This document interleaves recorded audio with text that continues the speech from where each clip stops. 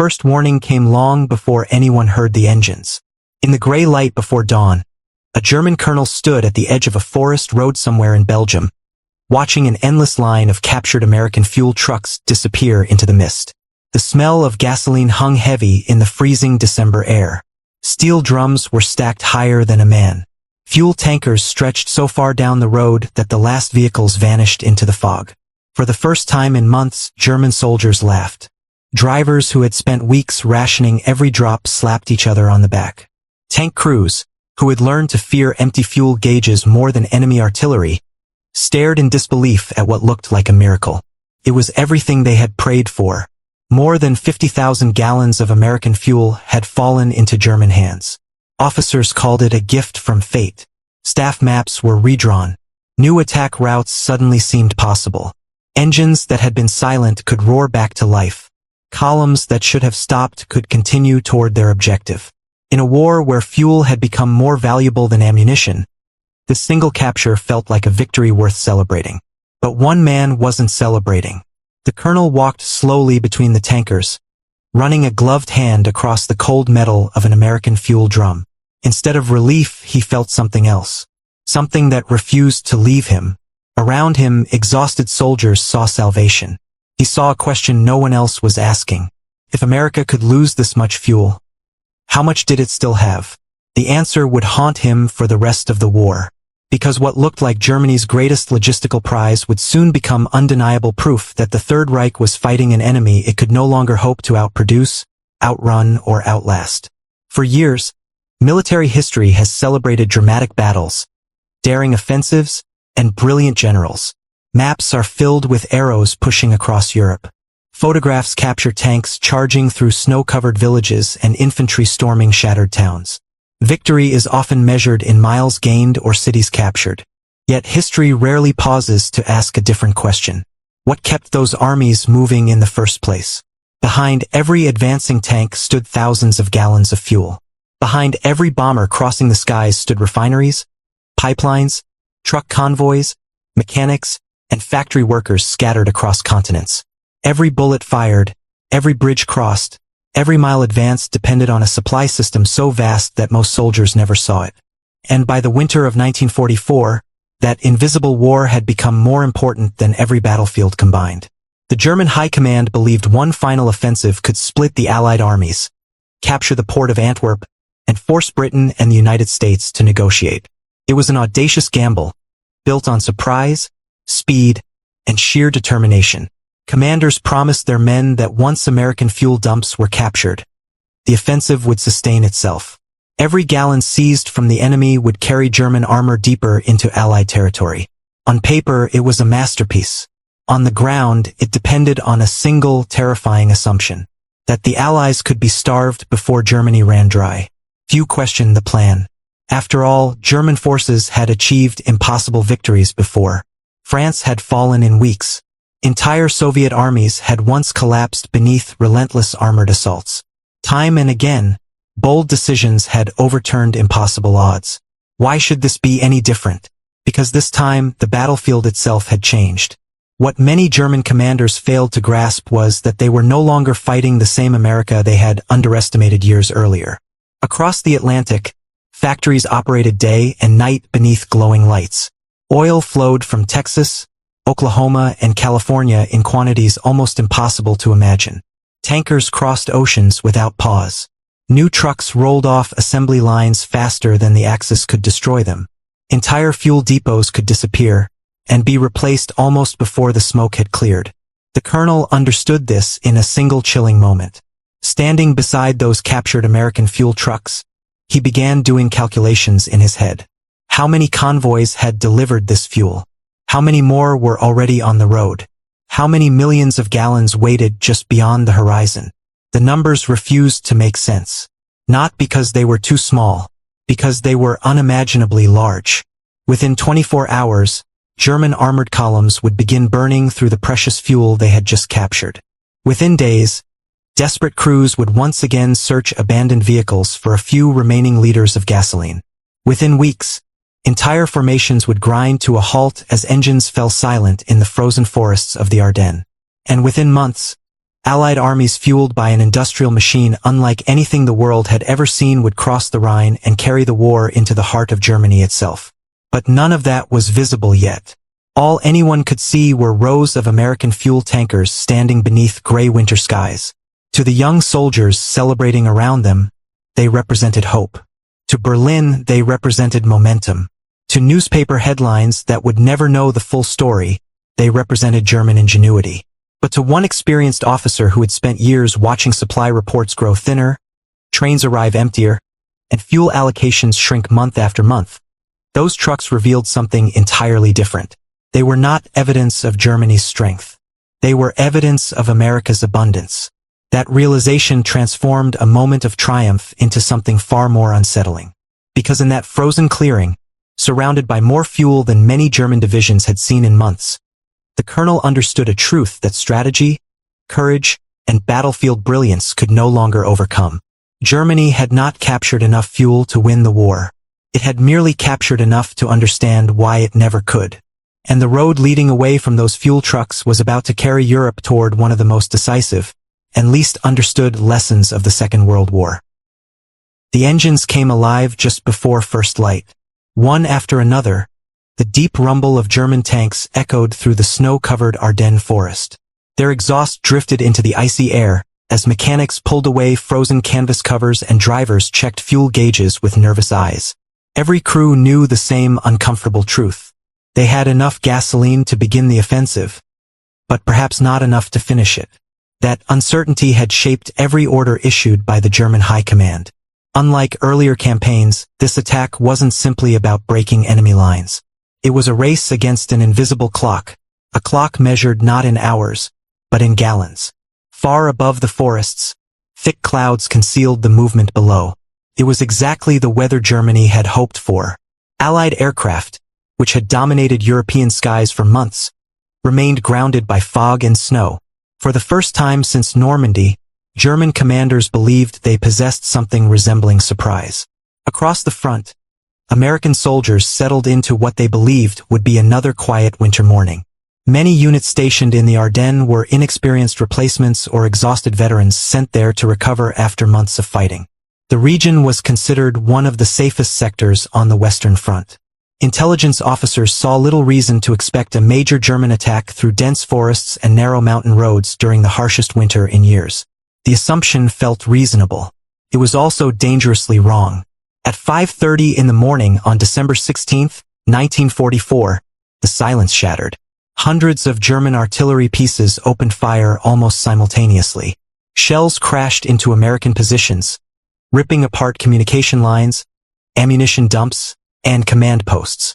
Entire hillsides disappeared behind walls of smoke and flying timber.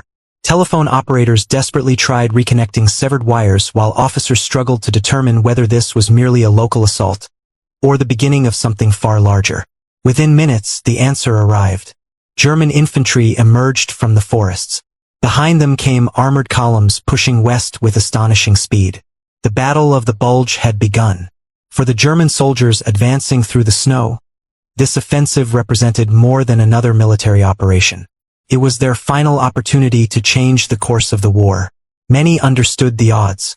Some had fought since Poland in 1939.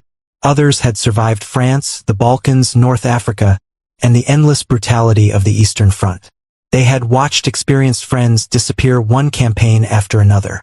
They had seen new recruits arrive younger, less prepared, and often without enough equipment. Yet despite everything, they continued forward. Not because they believed victory was guaranteed, but because they hoped one decisive gamble might accomplish what years of attrition could not. Among the armored spearheads moving through the forests was the colonel whose name would later become linked with one of the war's most revealing discoveries.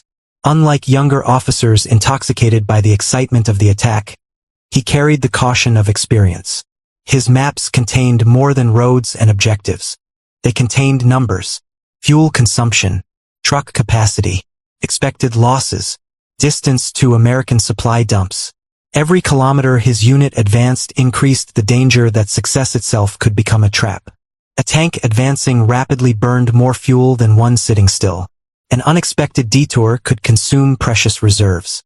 Even a brief firefight forced engines to idle for hours in freezing temperatures. Every decision carried a logistical cost. It was mathematics as much as military strategy. Yet Berlin demanded speed. Hitler's plan depended on striking so quickly that Allied commanders would lose control before they could react. German armored divisions were ordered to seize bridges intact, bypass strongpoints whenever possible, and drive relentlessly toward the River Meuse. Everything depended on momentum, and momentum depended on fuel. The irony was impossible to ignore. Germany, once famous for lightning-fast blitzkrieg campaigns, now struggled to provide enough gasoline for its own tanks. Years of Allied bombing had devastated synthetic fuel plants across the Reich. Romanian oil fields, the lifeblood of Germany's war machine, had largely been lost. Rail networks lay in ruins. Every train carrying fuel risked destruction before reaching the front. Entire armored divisions existed on paper but remained immobilized because there simply wasn't enough gasoline to move them. German officers no longer asked whether fuel was important. They asked whether there would be any at all.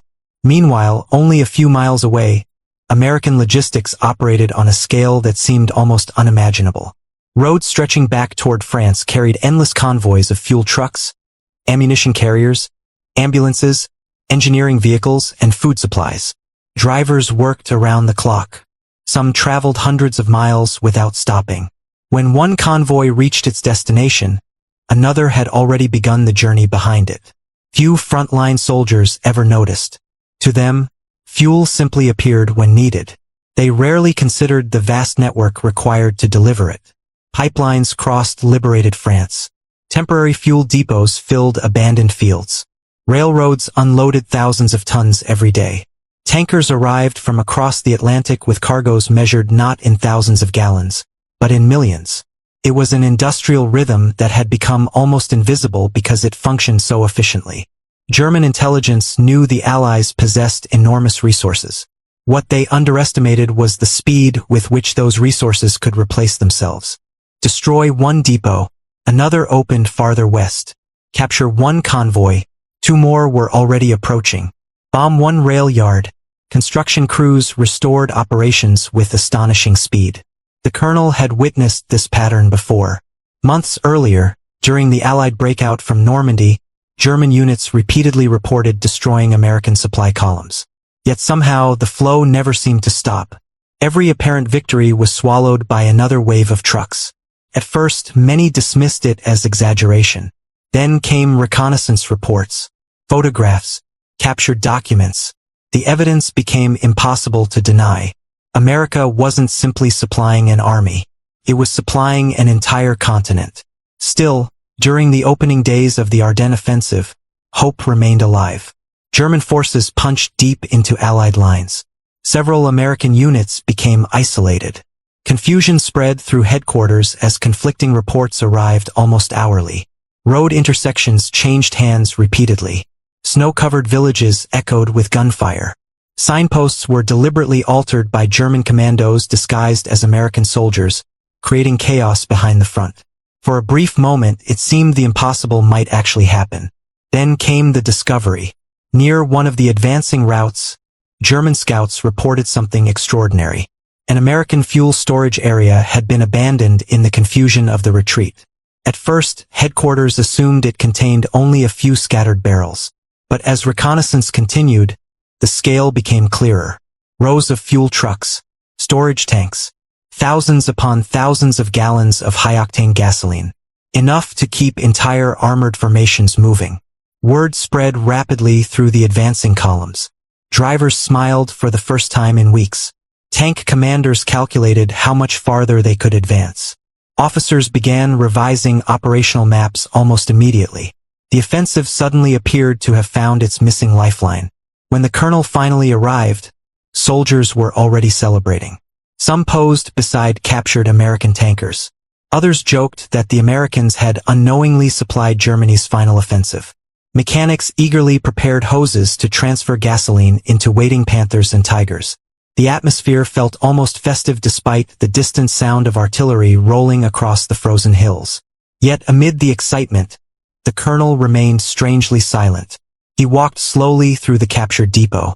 He counted vehicles, estimated storage capacity, examined markings on fuel drums, studied shipping labels still attached to American containers.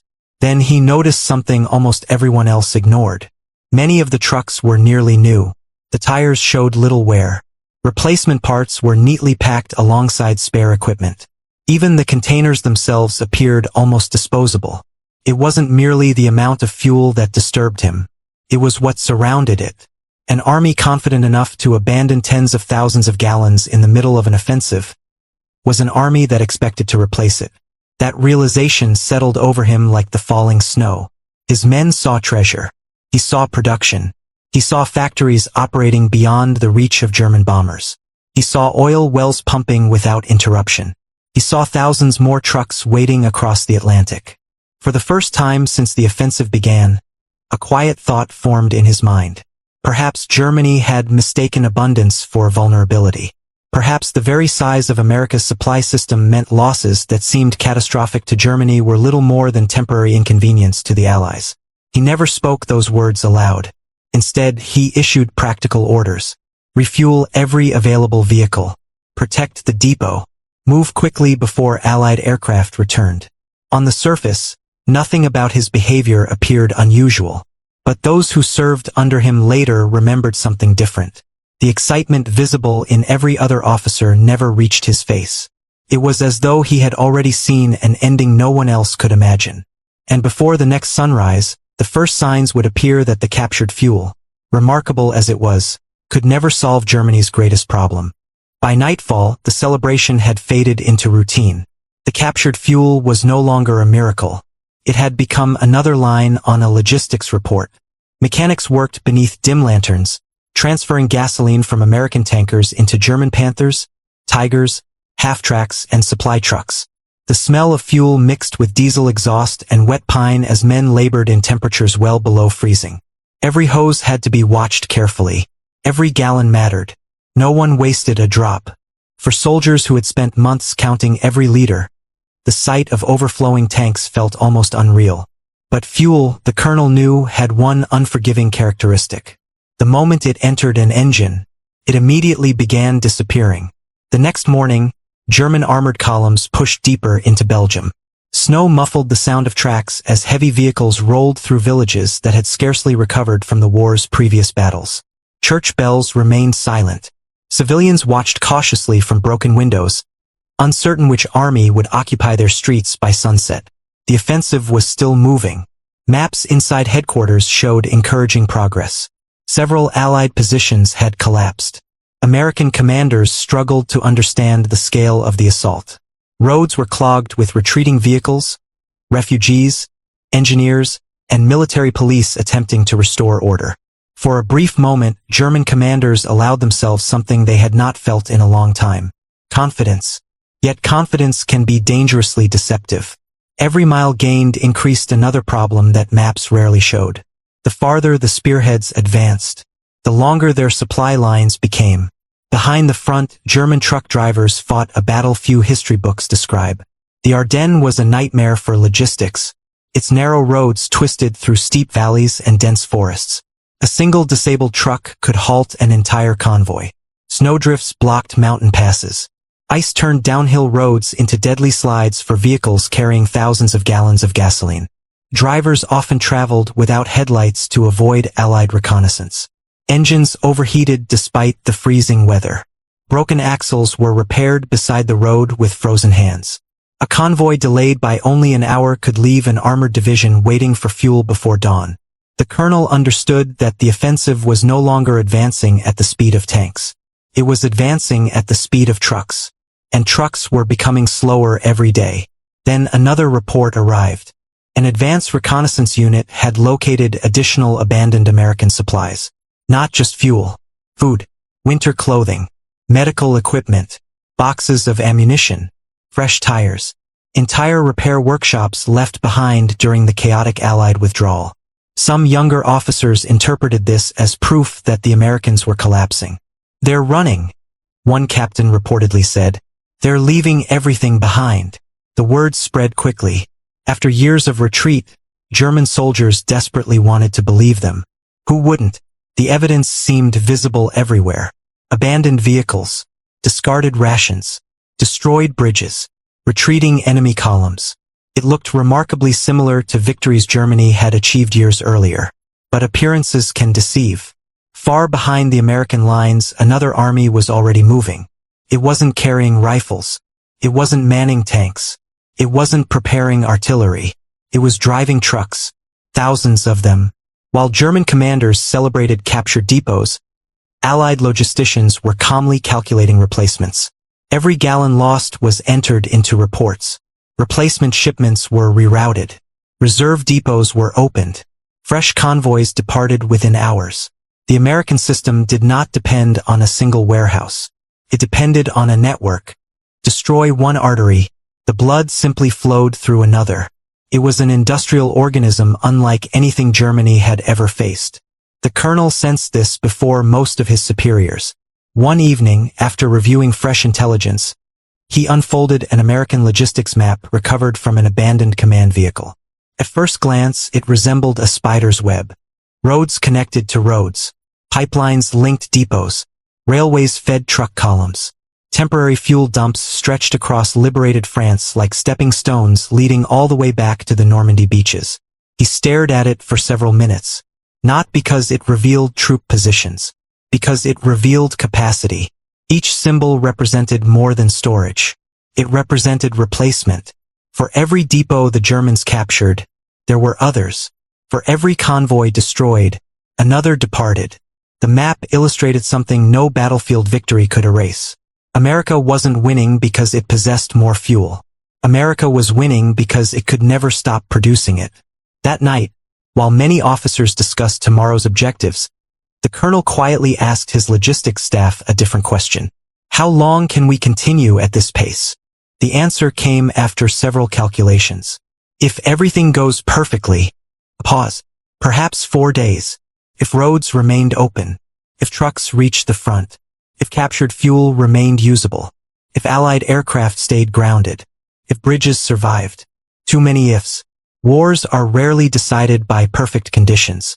Outside, snow continued falling. The weather remained Germany's greatest ally. Clouds still protected the advancing columns from Allied fighter bombers that had devastated them during previous campaigns. Every German officer knew this protection was temporary. Eventually, the skies would clear. No one knew when, but everyone knew what would follow. Meanwhile, across the front, American resistance began hardening. Scattered defensive positions refused to surrender. Engineers demolished bridges moments before German armor arrived. Military police redirected retreating units into new defensive lines. Artillery batteries established firing positions overlooking narrow roads. Individual acts of resistance started buying precious hours. Hours became days. Days became opportunities. In one snow-covered crossroads, a handful of American engineers delayed an entire armored column while destroying a bridge beneath enemy fire. Elsewhere, tank destroyers fought until ammunition ran out before withdrawing to secondary positions. Each delay seemed insignificant. Collectively, they slowed the offensive, and every hour lost consumed more gasoline. The colonel watched fuel reports with growing concern. Consumption exceeded expectations. Vehicles idled longer than planned. Recovery trucks burned extra fuel towing damaged tanks. Detours around destroyed bridges added dozens of unnecessary miles. The captured American gasoline was vanishing faster than anyone predicted. One mechanic later described the situation with brutal simplicity. It was like trying to fill a bucket with a hole in the bottom. No matter how much arrived, it never seemed enough. Then came the first clear morning. Almost unnoticed at first, patches of blue appeared above the Ardennes. The fog lifted. Clouds broke apart. Sunlight reflected brilliantly from fresh snow. To exhausted infantrymen, it was beautiful. To German logistics officers, it was terrifying. Within hours, the distant sound returned.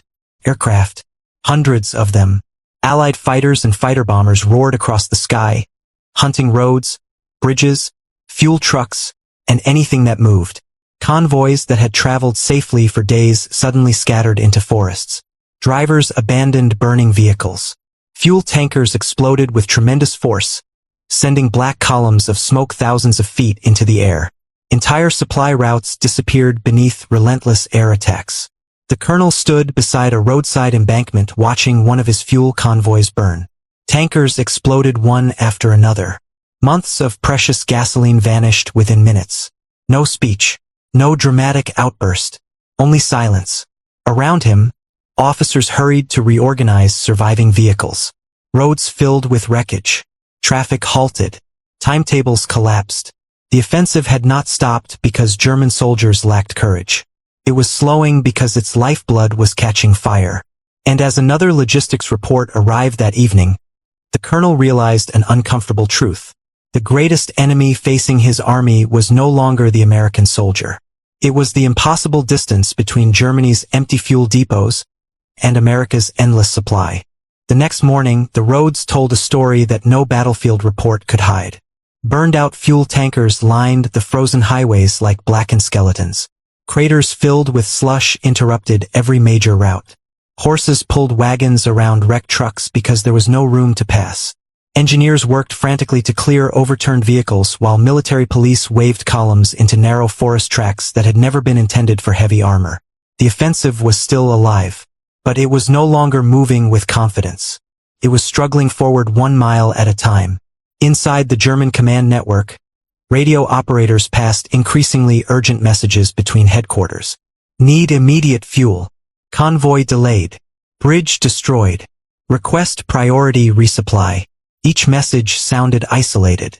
Together, they painted a far more dangerous picture. Entire armored formations were beginning to outrun their own logistics. For years, German officers had mastered the art of operational warfare. They could coordinate infantry, armor, artillery, and engineers with remarkable precision. They had stunned Europe with lightning campaigns that became the very definition of blitzkrieg. But blitzkrieg had always relied on one assumption: that fuel would keep arriving. Now that assumption was collapsing. The colonel spread several maps across a wooden farmhouse table that had become his temporary command post. The room was cold enough that frost had formed inside the windows. A lantern flickered over colored pencils, casualty reports, and fuel allocation charts. Outside, tank engines idled impatiently while officers waited for new orders. He ignored the tactical maps. Instead, he studied the supply routes. One road had become blocked by destroyed bridges. Another was under constant Allied air attack. A third had become impassable because abandoned vehicles stretched for miles. Every solution created another problem. Move trucks by daylight, aircraft destroyed them. Move them only at night, progress slowed to a crawl. Use secondary roads, vehicles became trapped in deep snow. Each option consumed more fuel than it saved. For the first time since the offensive began, the colonel realized he was commanding mathematics instead of soldiers. The numbers simply refused to cooperate. Not far away, the crews inside Panther tanks noticed something they had hoped never to see. Fuel needles were dropping faster than replacement trucks could arrive. Drivers began shutting down engines whenever possible, even during brief halts. Mechanics prohibited unnecessary movement. Tank commanders ordered crews to push lighter vehicles by hand rather than waste precious gasoline. The contrast was striking. These were machines built to race across Europe. Now they sat motionless beside frozen roads, conserving every remaining liter. One veteran loader later recalled that silence became more frightening than gunfire. When the engines stopped, he remembered, everyone looked at the fuel gauge first, because everyone understood what came next. A tank without fuel wasn't merely useless. It became an immovable bunker, an obstacle, eventually, target. Across the battlefield, American commanders were beginning to recognize something equally important. German attacks remained dangerous, but they were losing momentum. Reports from reconnaissance aircraft showed long traffic jams hidden beneath forest canopies. Smoke from destroyed supply convoys rose above the trees. Captured prisoners repeatedly mentioned shortages, not of ammunition, but of gasoline. At Allied headquarters, logistics officers responded almost instinctively. Increase deliveries, open new fuel dumps, expand transportation routes, redirect additional truck companies toward the front. The response wasn't dramatic. It didn't involve heroic charges or brilliant tactical innovations. It was paperwork, schedules, Rail timetables, convoy manifests, thousands of drivers following carefully planned routes through France and Belgium. It was the quiet machinery of industrial warfare. Most history books celebrate the generals who ordered armies forward. Far fewer remember the men who spent 16 hours behind the wheel of a fuel truck. Yet those anonymous drivers were becoming just as important as the soldiers carrying rifles. Day after day, endless convoys rolled east. Some drivers had never fired a weapon in combat. Others rarely saw the front lines. But each journey carried the fuel that allowed tanks to move, artillery to fire, ambulances to evacuate the wounded, and engineers to build bridges. One convoy disappeared into Belgium. Another immediately replaced it. Then another. Then another. It seemed endless. German reconnaissance officers watched these columns with growing disbelief. Bombing them slowed the flow. Destroying bridges diverted traffic. Capturing depots caused temporary confusion. Nothing stopped it. The colonel thought back to the captured American fuel dump that had seemed so extraordinary only days earlier. At the time, it had looked enormous. Now, it looked insignificant. Not because 50,000 gallons wasn't valuable. It absolutely was. But because he finally understood where it fit within America's larger system. It was one reservoir feeding an ocean. And oceans cannot be emptied with buckets. One evening, while inspecting abandoned American equipment, he found a logistics notebook left behind by an Allied quartermaster. Its pages contained routine inventory figures. Fuel delivered. Fuel issued. Expected replacements. Nothing appeared remarkable. Until he reached the totals. The quantities were staggering. The figures represented volumes that German supply officers could scarcely imagine. Entire monthly allocations for German formations appeared equivalent to what some American depots handled in days. The notebook didn't boast. It didn't celebrate American superiority. It simply recorded ordinary business. That ordinary business was precisely what frightened him. Wars often create moments of dramatic revelation. Sometimes they arrive during great battles. Sometimes through shocking intelligence. Sometimes while standing over a captured document. For the colonel, realization came quietly. He closed the notebook, looked across the snowy fields, and understood that Germany was no longer competing against another army. It was competing against another economy, against another continent, against factories operating around the clock, against oil fields thousands of miles away that no German soldier could ever reach, against shipyards launching new tankers before old ones completed their voyages, against an industrial engine whose full power had only recently begun to reveal itself. No battlefield victory could change that. Even if German forces captured another fuel depot, and another, the balance would remain the same. America could replace losses faster than Germany could create them.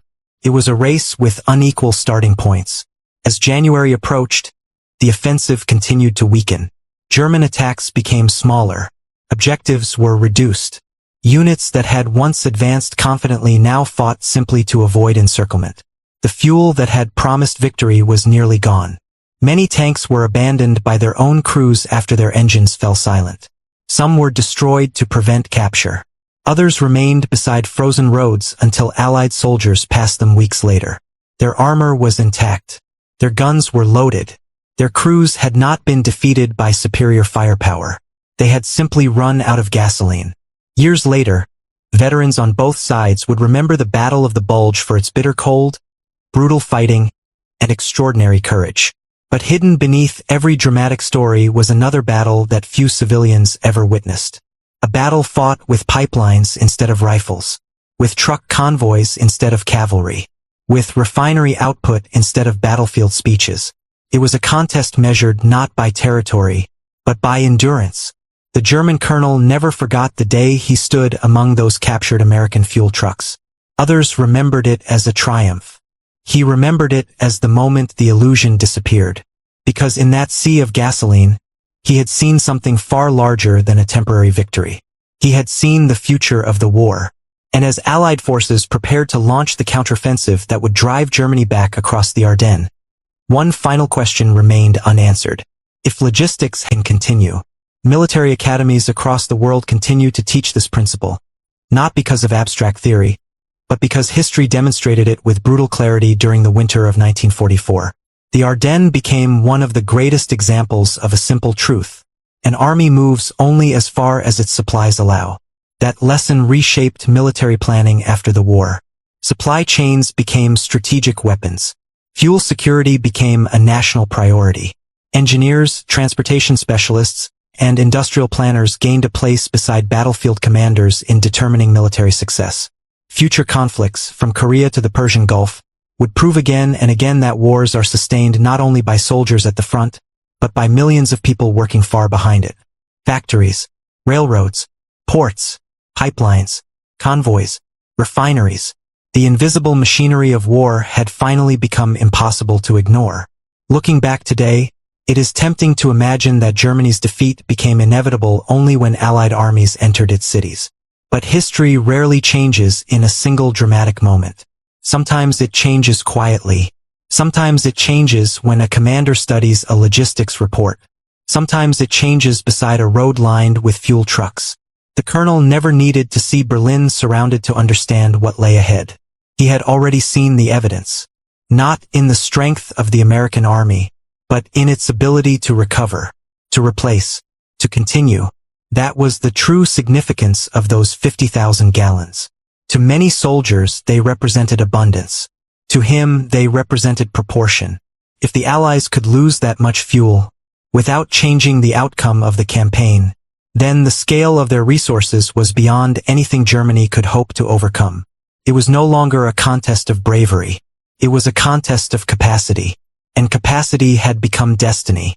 The irony remains one of the most striking in the history of the Second World War. Germany captured exactly what it needed most. The fuel its tanks desperately lacked. The resource that commanders had risked an entire offensive to obtain. For a few brief hours, it looked like the answer to every logistical nightmare. Instead, it became proof that the nightmare could never truly end. Because no captured depot, no matter how large, could compete with an industrial system capable of replacing it many times over. That is why the story was never really about 50,000 gallons of gasoline. It was never only about one German colonel, or one captured fuel dump, or even the Battle of the Bulge itself. It was about the invisible forces that decide the fate of nations long before the final battle is fought. It was about engineers whose names rarely entered history books. Factory workers who never had decided the outcome of this campaign. How would history remember the men who understood that truth before almost anyone else? The last German vehicles left the Ardennes the same way they had entered it, through forests buried beneath winter snow.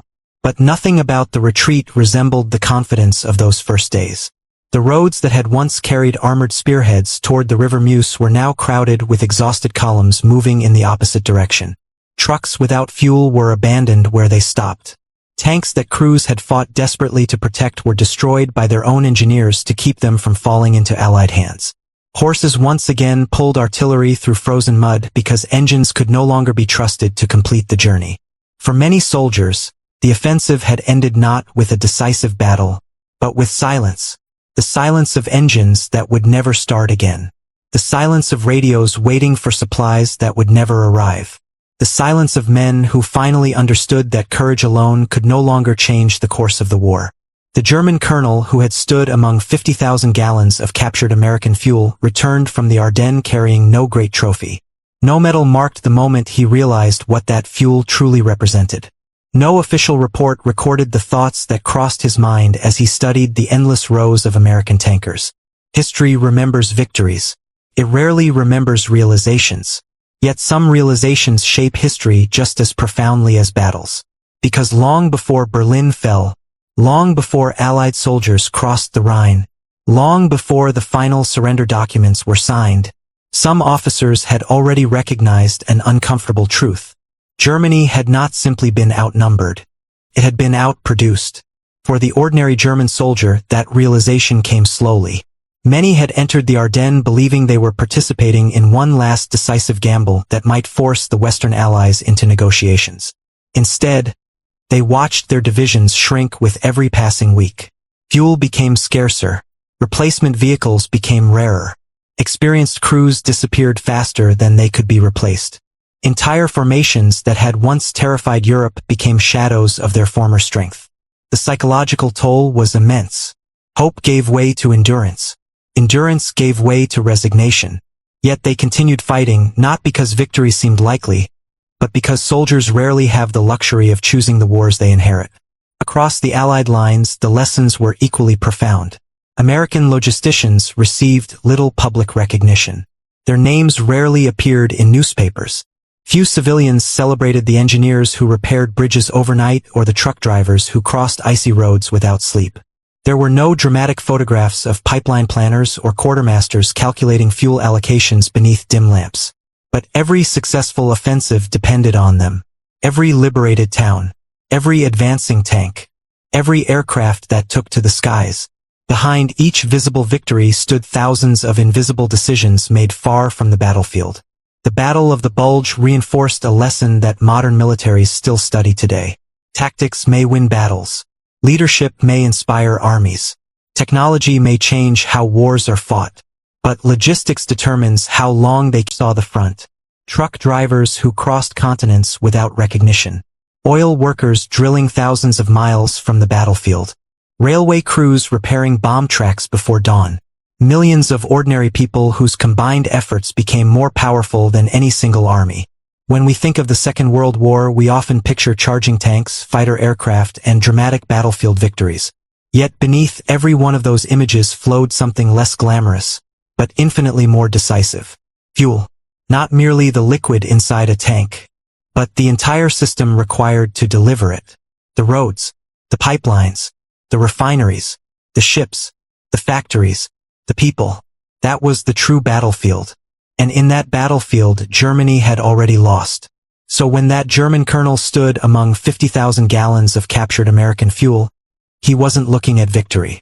He was looking at the first unmistakable glimpse of an ending that had already begun.